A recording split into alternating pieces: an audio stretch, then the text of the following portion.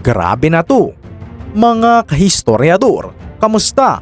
Sobrang init na talaga ng sitwasyon sa West Philippine Sea ngayon. At parang anumang oras ay pwedeng pumutok ang totoong gulo sa ating karagatan. Akala siguro ng China ay basta-basta na lang nila tayong mabubuli, matatakot at maiipit sa sarili nating bakuran matapos nilang paulit-ulit na bombahin ng tubig ang mga barko ng Pilipinas nitong mga araw. Pero dito rumesbak na ang ating mga totoong kaalyado, ang dambuhalang militar ng Amerika at ang napakalakas na hukbo ng Japan na kipagsanib puwersa na ng tuluyan sa hukbo ng Pilipinas.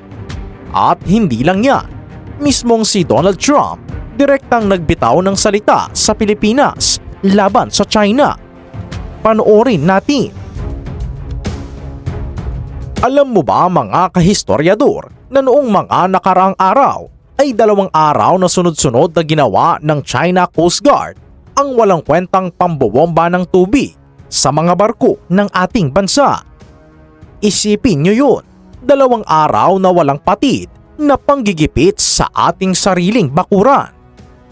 Ang mga barko ng Bureau of Fisheries and Aquatic Resources at ng Philippine Coast Guard na ang ginagawa lang naman ay maghatid ng pagkain, tulong at gasolina sa ating mga mangingisda at mga sundalo sa Ayungin Shoal at Baho de Masinloc, bigla na lang hinarang ng malalaking barko ng China. Hindi lang simpleng pagharang ang ginawa nila, mga kahistoryador.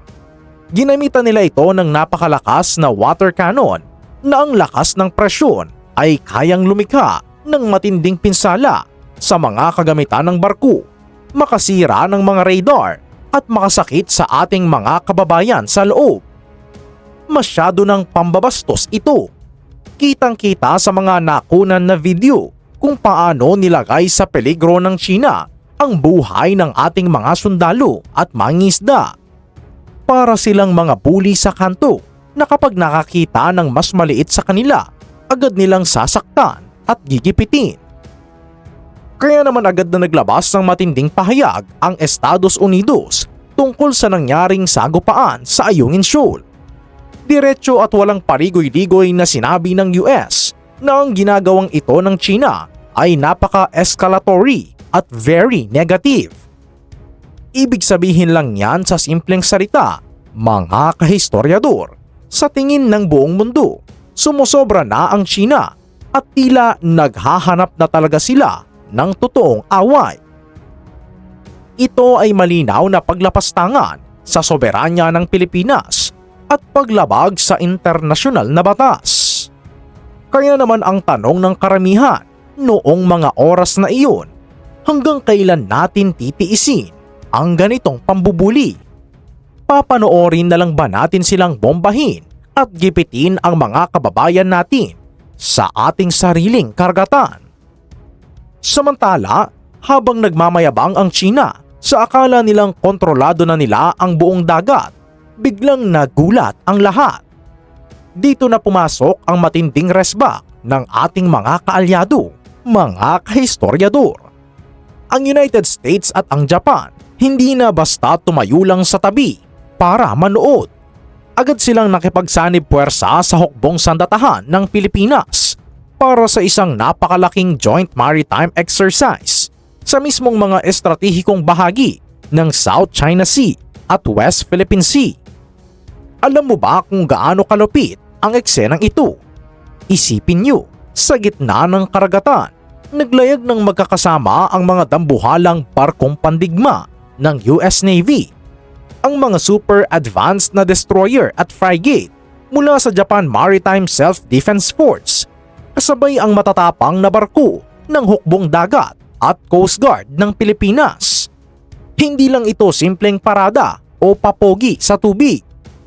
Nagsagawa sila ng mga matitinding pagsasanay tulad ng anti-submarine warfare drills, tactical communications at maritime domain awareness.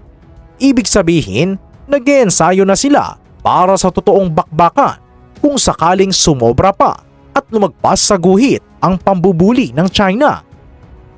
Ipinalabas ng Bloomberg Reuters at The Japan Times ang matagumpay na pagtatapos ng napakalaking military drills na ito. Ipinakita ng US, Japan at Pilipinas na ang kanilang alyansa ay hindi lang sa papel nakasulat, kundi aktibo at handang kumilos sa gitna ng karagatan. Ito ang kauna-unahang pagkakataon na tuloy-tuloy at napaka-intense ng koordinasyon ng tatlong bansa laban sa pang-aabuso ng China.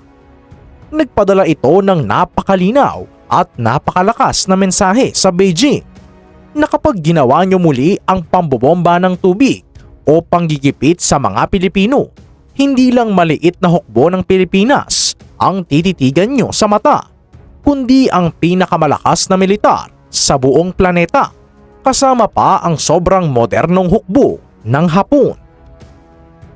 Dahil dito, ramdam na ramdam ang tensyon sa buong rehiyon.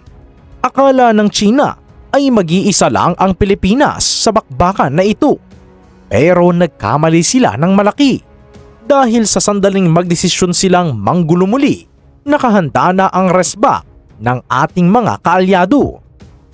Pero mga kahistoryador, alam mo ba na nagkaroon ng napakahalagang pag-uusap at komunikasyon sa pagitan ni Donald Trump at ni Pangulong Ferdinand Marcos? At dito na lumabas ang pinakamalaking pasabog. Mismong si Donald Trump ang nag-assure at naggarantiya kay Pangulong Marcos na ang buong usapin at kaguluhan sa South China Sea at West Philippine Sea ay kakaharapin at tatahakin niya diretso mismo kay Xi Jinping. Grabe, di ba? Isipin nyo yon mga kahistoryador. Si Donald Trump, direktang sinabihan si Pangulong Marcos na hindi niya papabayaan ang usapin ng Pilipinas. Sinabi niya na ang lahat ng mga pambubuli, pambobomba ng tubig at panggigipit na ginagawa ng Beijing sa ating mga mangingisda at mga sundalo ay kasama sa kanyang idadirect at kakaharapin kapag nakaharap na niya si Xi Jinping. Alam naman natin kung paano gumalaw si Donald Trump. Kapag si Trump ang humarap kay Xi Jinping, hindi siya gagamit ng mga napakalambot na diplomatic words. Hindi niya papayag na paikutin lang siya sa mga palusot ng China Coast Guard. Direkta niyang sasabihin kay Xi Jinping na ang panggigipit sa Pilipinas ay may matinding kapalit sa ekonomiya at seguridad ng China. Akala ng China dahil mas maliit ang ating military budget kumpara sa kanila ay susuko na lang tayo at ibibigay ang ating karagatan ng ganon-ganon na lang. Pero nagkamali sila ng kalkulasyon. Kasi sa ilalim ng Mutual Defense Treaty natin sa Amerika, kapag inatake ang mga barko, eroplano o sundalo ng Pilipinas sa West Philippine Sea, obligasyon ng Amerika na ipagtanggol tayo at lumaban kasama natin. At sa tulong naman ng Reciprocal Access Agreement natin sa Japan, mas lalong tumibay ang ating mga pagsasanay at depensa sa dagat. Kaya naman noong nag-joint exercises ang US, Japan at Pilipinas bilang resback sa ginawang pangharas ng China sa Pilipinas. Alam mo ba mga kahistoryador na sa tuwing nagkakaroon ng ganitong joint exercise, ang US, Japan at Pilipinas, naglalabas ng galit na pahayag ang gobyerno ng China.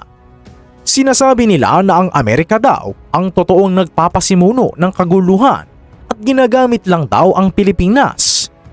Pero maging pangkanto at tapat tayo sa ating mga sarili. Bilang mga ordinaryong Pilipino, sino ba talaga ang unang nambomba ng tubig sa ating mga mangingisda? Sino ba ang nagtapon ng mga peligrosong military-grade laser sa ating Coast Guard? Sino ba ang sumisira sa ating mga coral reef at nangingisda ng iligal sa ating sariling exclusive economic zone? Hindi naman ang Amerika o Japan, kundi ang mismong mga barko ng China. Kaya naman napakainam at napakatapang ng ginawang aksyon ng ating pamahalaan at ng ating mga kaalyado. Dahil kung mananatili tayong tahimik at matatakot na lang sa sulok, mas lalo nila tayong tatapakan. Kailangan nating ipakita na may ngipin tayo at may matatag tayong mga kaibigan na handang tumayo at lumaban sa ating tabi. Hindi lang ang Amerika. Ang Japan ay may isa sa mga pinakamodernong naval fleet sa buong Asya. Dati, limitado ang aksyon ng militar ng Hapon sa labas ng kanilang bansa. Pero ngayon, dahil nakikita rin nila na ang pagiging agresibo ng China ay banta sa buong kalakalan at seguridad sa Asya, nagdesisyon silang makipagtulungan ng 100% sa Pilipinas at US. Nagbibigay sila sa atin ng mga bagong barko, mga advanced radar system, at ngayon nga, kasama na natin sila sa mga pagsasanay sa South China Sea. Ibig sabihin mga kahistoryador, nabuo na ang isang napakatibay na alyansa sa pagitan ng US, Japan at Pilipinas. Ito ang trilateral force na naglalayong tiyakin na mananatiling malaya, bukas at ligtas ang karagatan mula sa pang-aabuso ng kahit kaninong bully na bansa.